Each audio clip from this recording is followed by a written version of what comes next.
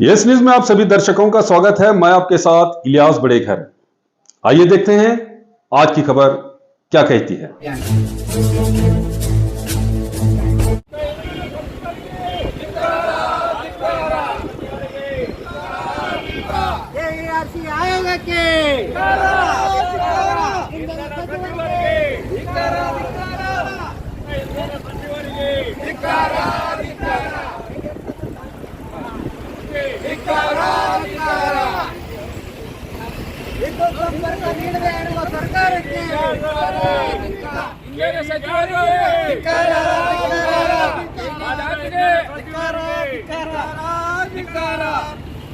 ತಾತ್ಕಾಲಿಕ ಶಾಶ್ವತ ವಿದ್ಯುತ್ ಸಂಪರ್ಕ ನೀಡದಿರುವ ಸರ್ಕಾರಕ್ಕೆ, ಇಂಧನ ಸಚಿವರಿಗೆ ಸಂಪರ್ಕ ನೀಡದೇ ಇರುವ ಸರ್ಕಾರಕ್ಕೆ, ಇಂಧನ ಸಚಿವರಿಗೆ, ರಾಜ್ಯ ಸರ್ಕಾರಕ್ಕೆ,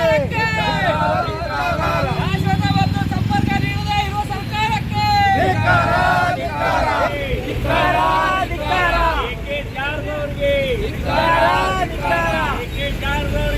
ಹಾಗೂ ಶಾಶ್ವತ ವಿದ್ಯುತ್ ಸಂಪರ್ಕ ನೀಡದೇ ಇರುವ ಸರ್ಕಾರಕ್ಕೆ,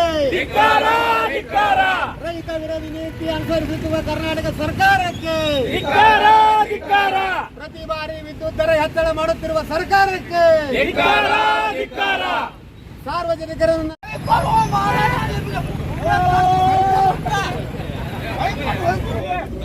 ವಿದ್ಯುತ್ ಸಂಪರ್ಕ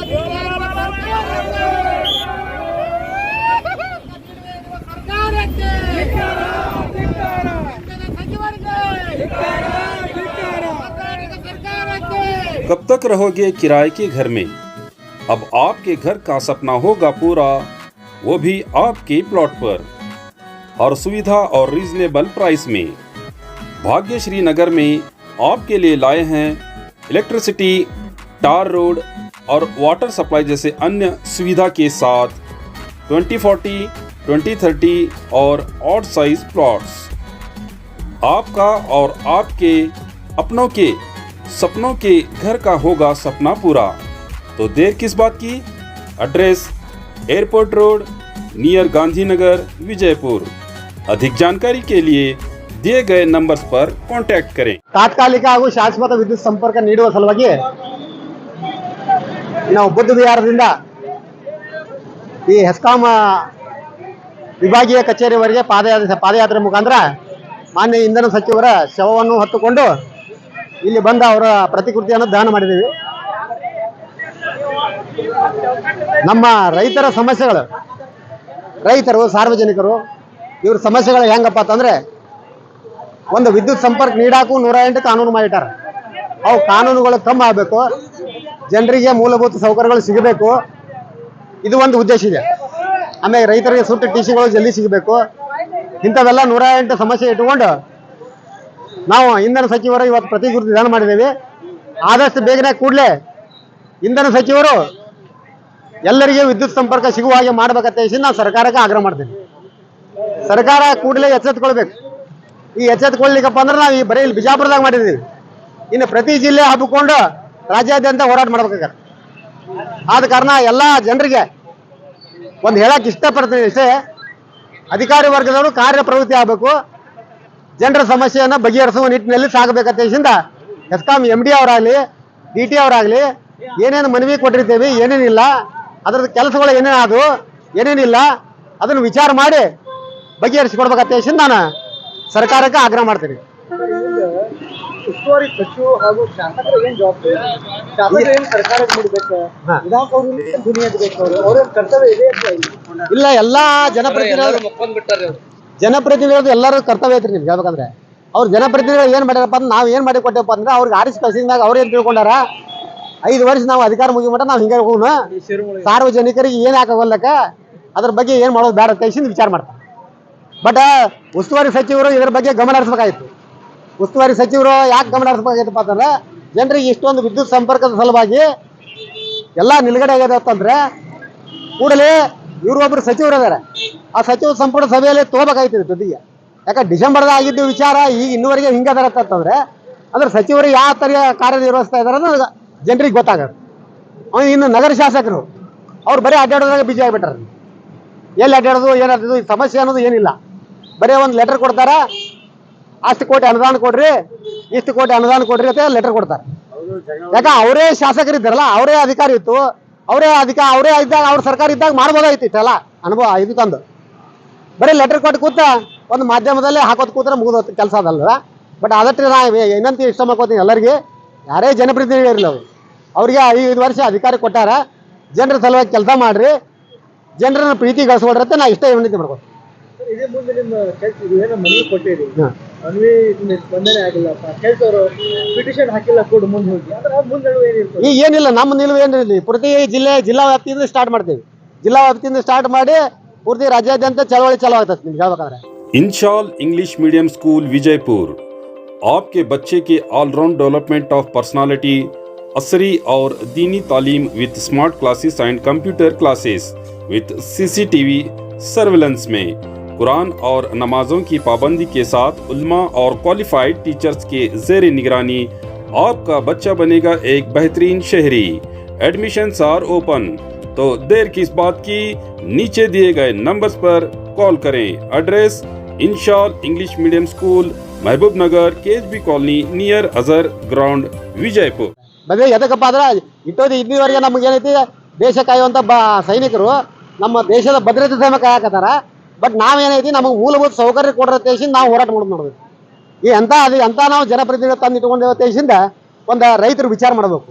ಸರ್, ಇನ್ನೊಂದು ಪ್ರಶ್ನೆ ಏನಂತೇಳಿ ಮುಖ್ಯ ಪ್ರಶ್ನೆ, ಇದು ಯಾವ ಕೋರ್ಟ್ದಲ್ಲಿ ಎಲ್ಲಿ ಯಾವ ಸ್ಟೇಟ್ ನಲ್ಲಿ ಇದು ಆದೇಶ ಆಗಿತ್ತು? ಇದು ಸುಪ್ರೀಂ ಕೋರ್ಟ್ದಾಗ ಆದೇಶ ಇದ್ರಿ. ನಿಮ್ಗೆ ಹೇಳ್ಬೇಕಂದ್ರೆ ಅದು ಅಲ್ಲಿ ನಾರ್ತ್ ಸೈಡ್ ಆಗಿದ್ದು, ಇದು ನಾರ್ತ್ ಸೈಡ್ ಆಗಿದ್ದು ಡಿಸೆಂಬರ್ ಆಗೈತೆ.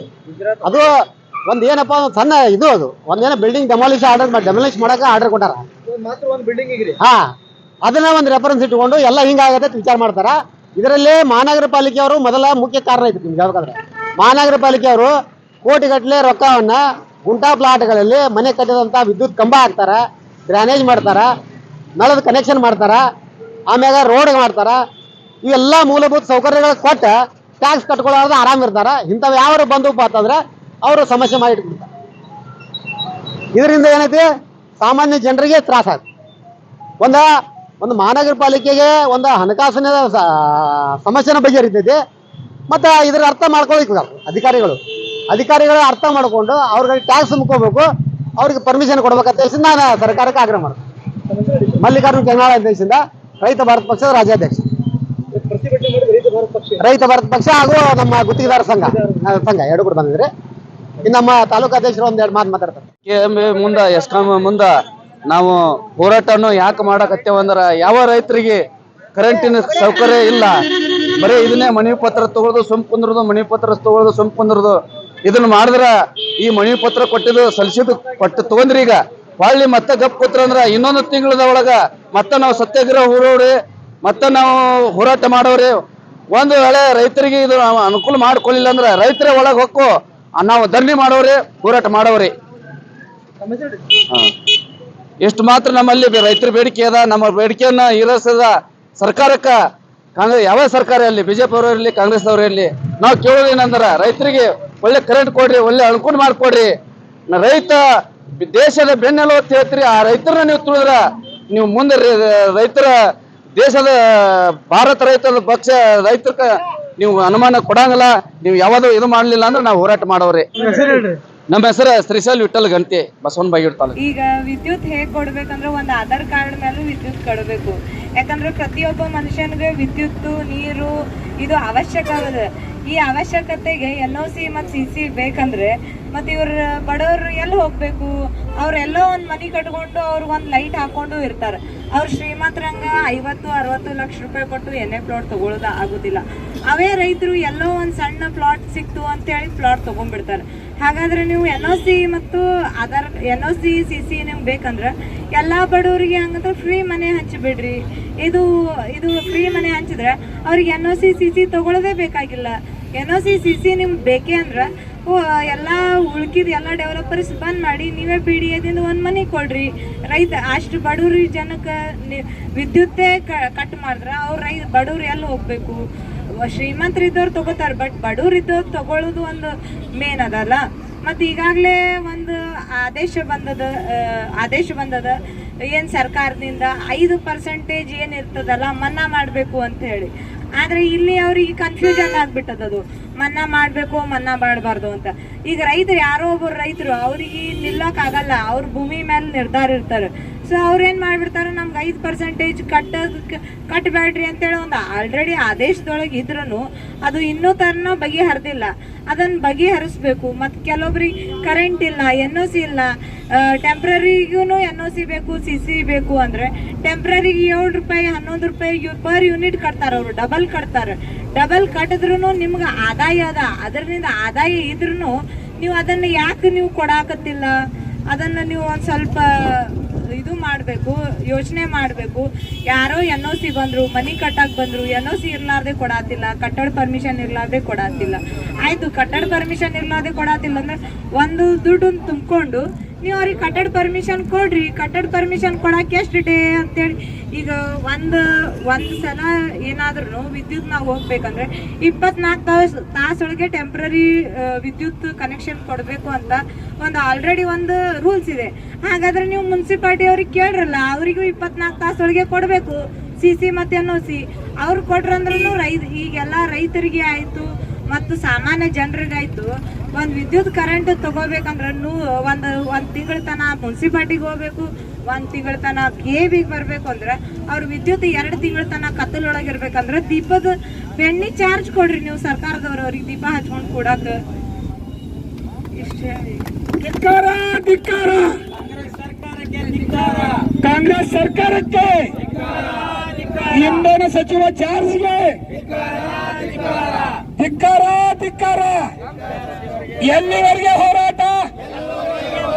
ಎಲ್ಲಿವರೆಗೆ ಹೋರಾಟ?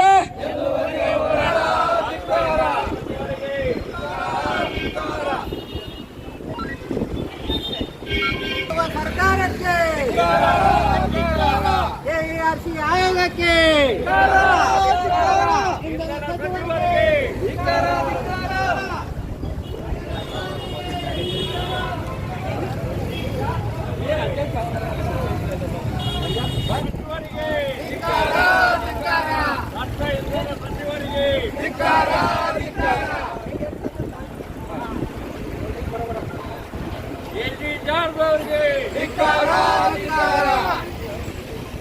ವಿದ್ಯುತ್ ಸಂಪರ್ಕ ನೀಡದೇ ಇರುವ ಸರ್ಕಾರಕ್ಕೆ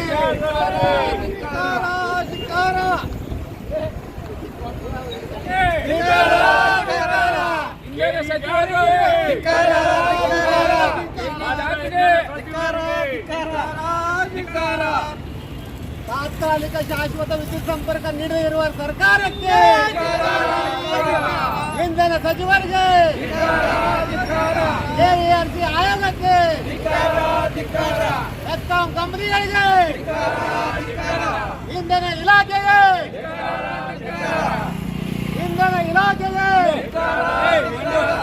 AERC ಆಯೋಗಕ್ಕೆ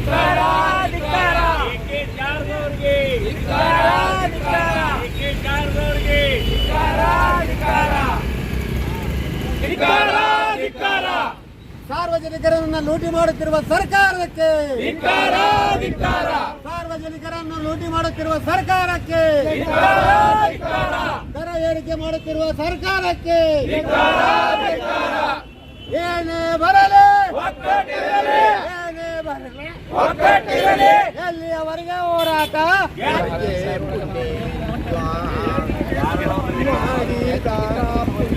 ಹಿಡಿಬೇಕು ಅನ್ನೋ ವಿಷಯದನ್ವಯ ಅಂದ್ರೆ ಏನಂದ್ರೆ ಸಾರ್ವಜನಿಕರ ವಿದ್ಯುತ್ ಸಂಪರ್ಕ ನೀಡುವಲ್ಲಿ ಸರ್ಕಾರ ವಿಫಲವಾಗಿರುವುದನ್ನು ಖಂಡಿಸಿ ಬುದ್ಧ ವಿಹಾರದಿಂದ ಎಸ್ಕಾಂ ವಿಭಾಗ ಕಚೇರಿಗೆ ಮಾನ್ಯ ಇಂಧನ ಸಚಿವರು ಅನುಪು ಶವಯಾತ್ರೆ ಮುಖಾಂತರ ಮನವಿ ಸಲ್ಲಿಸಲಾಗುವುದು. ಏನಪ್ಪಾ ಅಂತಂದ್ರೆ ಮಹಾನಗರ ಪಾಲಿಕೆಯವರು ಒಂದು ಕಾರ್ಯನಿರ್ವಾಹಕ ಅಭಿಯಂತರಿಗೆ ಒಂದು ಲೆಟರ್ ಕಳಿಸಿದ್ದಾರೆ. ಸುಪ್ರೀಂ ಕೋರ್ಟ್ ಆದೇಶ ಆಗಿದಂತೆ ಅದ್ರ ಪ್ರಕಾರ ಒಂದು ಇಲ್ಲಿ ಕಳಿಸಿದಾಗ ಈ ಸಾಹೇಬರೆಲ್ಲರೂ ಒಟ್ಟರು ಕೂಡಿ ಎಲ್ಲ ತಾತ್ಕಾಲಿಕ ವಿದ್ಯುತ್ ಸರಬರಾಜಿರ್ಬೋದು, ಶಾಶ್ವತ ವಿದ್ಯುತ್ ಸಂಪರ್ಕ ಇರ್ಬೋದು, ಇವೆಲ್ಲನೂ ಬಂದ್ ಮಾಡಿ ಕುಡಿಸಿದ್ದಾರೆ. ಒಬ್ಬ ಜನಪ್ರತಿನಿಧಿ ಸುಪ್ರೀಂ ಕೋರ್ಟ್ ಆದೇಶದಂತೆ ಹೋಗಿ ಜೈಲಾಗ ಹೋಗಿ ಬೀಳ್ತಾನ, ಮುಂದೊಂದು ವಾರದಾಗ ಹೊರಗೆ ಬರ್ತಾನೆ. ಆದ್ರೆ ನಮ್ಮ ಸರ್ಕಾರ ಹೆಂಗೆ ಇದಾಗೈತಪ್ಪ ಅಂತಂದ್ರೆ ಈ ಡಿಸೆಂಬರ್ದಾಗ ಆರ್ಡರ್ ಆಗೈತೆ. ಡಿಸೆಂಬರ್ದಾಗ ಆರ್ಡರ್ ಆಗಿದ್ದು ಜನವರಿ ಹೋಗಿ ಅಫಿಡೇವಿಟ್ ಹಾಕೋದಾಯ್ತು ಸುಪ್ರೀಂ ಕೋರ್ಟ್ನಾಗ ಸರ್ಕಾರದವ್ರು. ಎಲ್ಲರೂ ನಾವು ಹೋರಾಟ ಮಾಡಿ ಅಂತವ ಇದು ತೊಗೊಳೋದಂತಂದ್ರೆ ಇದು ಸರಿ ಅನ್ಸಲ್ಲ. ಆದ ಕಾರಣ ಸರ್ಕಾರಕ್ಕೆ ನಾವು ಒಂದು ಎಚ್ಚರಿಕೆ ಇಷ್ಟ ಮಾಡ್ತೀನಿ, ಸರ್ಕಾರದವರು ಕೂಡಲೇ ಹೋಗಿ ಒಂದು ಅಫಿಡೇವಿಟ್ ಹಾಕಿ ಒಂದು ಸಾರ್ವಜನಿಕರಿಗೆ ಅನುಕೂಲ ಮಾಡಿ ಕೊಡ್ಬೇಕಂತ ಹೇಳಿಸಿಂದ ಒಂದು ಮಾನ್ಯ ಅಧೀಕ್ಷಕ ಅಭಿಯಂತರ ಮುಖಾಂತರ ಒಂದು ನಾವು ಮನವಿ ಪತ್ರ ಕೊಡ್ತೀವಿ. ಇದನ್ನು ಸರ್ಕಾರಕ್ಕೆ ಮತ್ತು ಇಂಧನ ಇಲಾಖೆಗೆ ಮುಗಿಸೋ ಜವಾಬ್ದಾರಿ ಮಾಡ್ಬೇಕಂತ ಹೇಳಿಸಿಂದ ನಾ ಇದು ಮಾಡ್ತೀವಿ. ಸತ್ಯದ ಸುಪ್ರೀಂ ಕೋರ್ಟ್ ಡಿಸೆಂಬರಲ್ಲಿ ಒಂದು ಆದೇಶ ಮಾಡಿತು, ಏನು ಒಂದು ವಿದ್ಯುತ್ ಸಂಪರ್ಕ ಇರಲಿ, ಕುಡಿಯುವ ನೀರಿರಲಿ, ಮತ್ತೊಂದು ಯಾವುದೇ ಸಂಪರ್ಕ ಕೊಡಬೇಕಾದ್ರೆ OC ಮತ್ತು CC ಕಂಪಲ್ಸರಿ ಮಾಡಿತು. ಈ ಹಿನ್ನೆಲೆಯಲ್ಲಿ ಕರ್ನಾಟಕದ ರಾಜ್ಯಾದ್ಯಂತ ಸುಮಾರು 3 ಲಕ್ಷ ಅರ್ಜಿಗಳು ಪೆಂಡಿಂಗ್ ಅದಾವೆ. ನಮ್ಮ ವೃತ್ತದಲ್ಲೇ 3,000 ಅರ್ಜಿಗಳು ವಿದ್ಯುತ್ ಸಂಪರ್ಕಕ್ಕೆ ಪೆಂಡಿಂಗ್ ಅದಾವೆ. ಆ ಆದೇಶನ ಒಂದು ನಮ್ಮ ಇಂಧನ ಸಚಿವರಾದಂಥ ಮಾನ್ಯ ಜಾರ್ಜ್ ಸಾಹೇಬರು ಮುಂದಿನ ಒಂದು ಕ್ಯಾಬಿನೆಟ್ಟಲ್ಲಿ ಚರ್ಚೆ ಮಾಡಿ ಅದ್ರ ಬಗ್ಗೆ ಒಂದು ಕೂಲಂಕುಷ ನಿರ್ಧಾರವನ್ನು ತಗೊಂತೀವಿ ಅಂತ ಹೇಳಿದ್ದಾರೆ. ಆದರೂ ಕೂಡ ತಮ್ಮ ಮನವಿಯನ್ನು ನಾವು ಸಕಾರಾತ್ಮಕವಾಗಿ ಸ್ವೀಕರಿಸಿ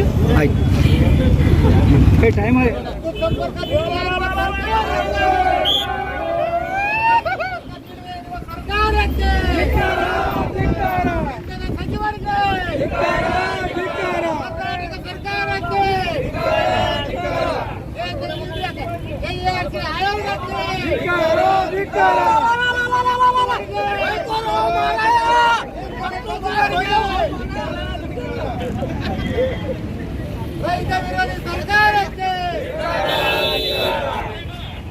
ಇಂಧನ ಸಚಿವರಿಗೆ ಇನ್ನಾದರೂ ಬೇಗನೆ ವಿದ್ಯುತ್ ಸಂಪರ್ಕ ಕೊಡುವ ಇಂಧನ ಸಚಿವ.